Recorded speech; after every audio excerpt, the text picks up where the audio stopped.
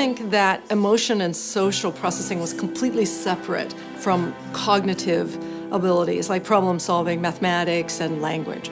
So we would tend to think of these, oh, these must be in two separate parts of the brain, they must not be related to one another.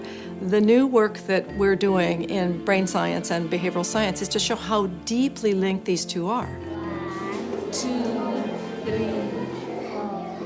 The social context in which learning occurs, it's as though the social brain turns on other capacities or turns them off, depending upon the social context.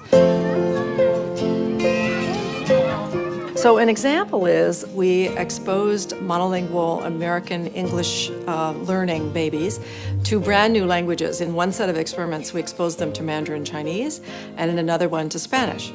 And we were trying to see whether or not at 9 months of age, can babies acquire the ability to hear the differences between sounds? Can they acquire sound patterns that are appropriate for words in this new language or not? And what we discovered is that in a warm, regular social context, when the foreign language speakers who were graduate students in my laboratory, when they were on the floor playing with the kids for 12 sessions, each lasting 25 minutes, the children learned so much from 9 months to 10 months. They learned so much about the sounds of Mandarin or Spanish that they were equal in their abilities to the children from the foreign countries who had been listening to that language for 10 months. And so if the sounds come in a social package, the way typical learning occurs, they learned incredibly well. When another group of babies was given the same information on the same schedule, same room, everything was the same except it came from a television set, babies learned nothing.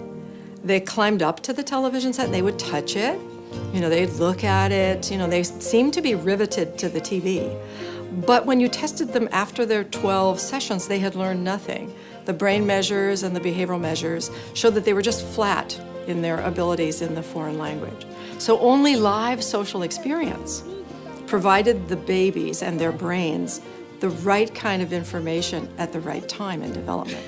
So the brain is an amazing machine that kind of opens windows of opportunity. And at that time, if the environment supplies the right information, if we talk to the babies, their brains automatically map that information and they learn incredibly well.